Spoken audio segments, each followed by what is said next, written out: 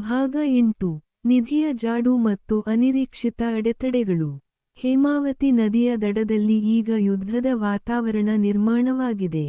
ಒಂದು ಕಡೆ ಸತ್ಯವನ್ನು ಹುಡುಕುತ್ತಿರುವ ಅರ್ಜುನ್ ಮತ್ತು ವಿಕ್ರಮ್, ಇನ್ನೊಂದು ಕಡೆ 40 ವರ್ಷಗಳಿಂದ ಆ ನಿಧಿಗಾಗಿ ಕಾಯುತ್ತಿರುವ ಲಿಂಗಪ್ಪನ ತಂಡ.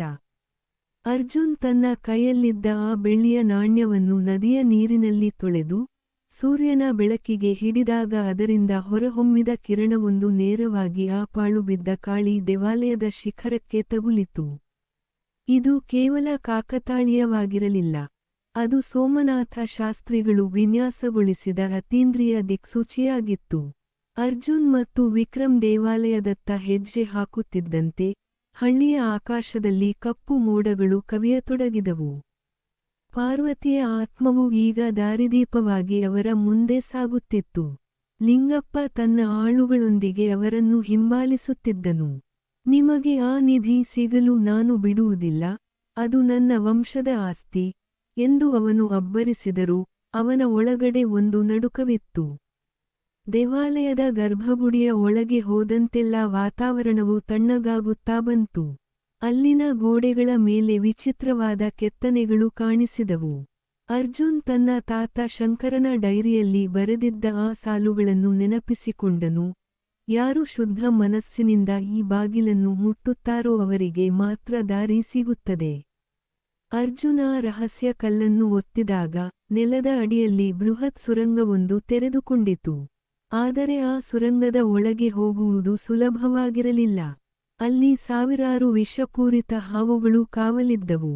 ವಿಕ್ರಮ್ ದಿಗಿಲುಗೊಂಡು ಹಿಂದೆ ಸರಿಯುವಾಗ, ಪಾರ್ವತಿಯ ಆತ್ಮವು ತನ್ನ ನೇರಳೆ ಸೀರೆಯನ್ನು ಗಾಳಿಯಲ್ಲಿ ಬೀಸಿದಂತೆ ಭಾಸವಾಯಿತು. ವಿಚಿತ್ರವೆಂದರೆ, ಆ ಸೀರೆಯ ಸೆರಗಿನಿಂದ ಬಂದ ಗಾಳಿಗೆ ಆ ಎಲ್ಲಾ ಹಾವುಗಳು ದಾರಿ ಬಿಟ್ಟು ಸರಿದವು. ಇದು ಪಾರ್ವತಿಯ ರಕ್ಷಣೆಯಾಗಿತ್ತು. ಸುರಂಗದ ಆಳಕ್ಕೆ ಹೋದಂತೆ ಅವರಿಗೆ ಒಂದು ದೊಡ್ಡ ಕಂಚಿನ ಬಾಗಿಲು ಸಿಕ್ಕಿತು. ಆ ಬಾಗಿಲಿನ ಮೇಲೆ ಪಾರ್ವತಿಯ ಸೀರೆಯಲ್ಲಿದ್ದ ಅದೇ ನಕ್ಷೆಯ ವಿನ್ಯಾಸವಿತ್ತು.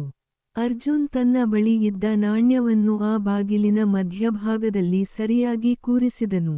ಆ ಕ್ಷಣದಲ್ಲಿ ಇಡೀ ದೇವಾಲಯವೇ ನಡುಗಿದಂತಾಯಿತು. ಭಾರವಾದ ಆ ಕಂಚಿನ ಬಾಗಿಲು ನಿಧಾನವಾಗಿ ತೆರೆದುಕೊಂಡಿತು.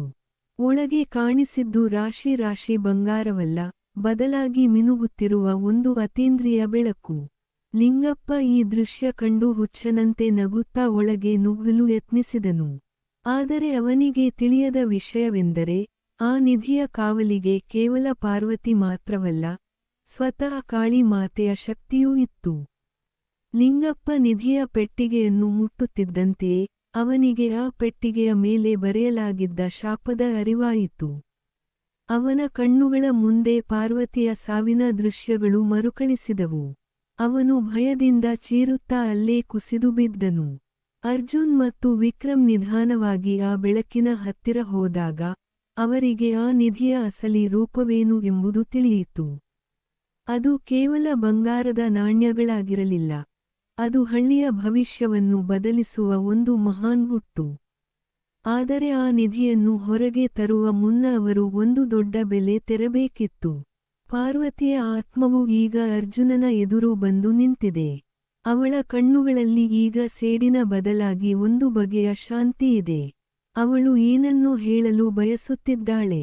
ಆ ನಿಧಿಯನ್ನು ಪಡೆಯಲು ಪಾರ್ವತಿ ಮತ್ತು ಶಂಕರರ ನಡುವೆ ಇದ್ದ ಒಂದು ಪ್ರತಿಜ್ಞೆಯನ್ನು ಅರ್ಜುನ್ ಪೂರೈಸಬೇಕಿದೆ. ಅದು ಯಾವ ಪ್ರತಿಜ್ಞೆ? ಲಿಂಗಪ್ಪನ ಅಂತ್ಯ ಹೇಗಾಗುತ್ತದೆ? ಮುಂದಿನ ಭಾಗದಲ್ಲಿ ಭಾಗ 9 ಈ ರಹಸ್ಯದ ಅಂತಿಮ ಹಂತ ಮತ್ತು ಅನಿರೀಕ್ಷಿತ ತಿರುವುಗಳು ನಿಮ್ಮನ್ನು ಕಾಯುತ್ತಿವೆ.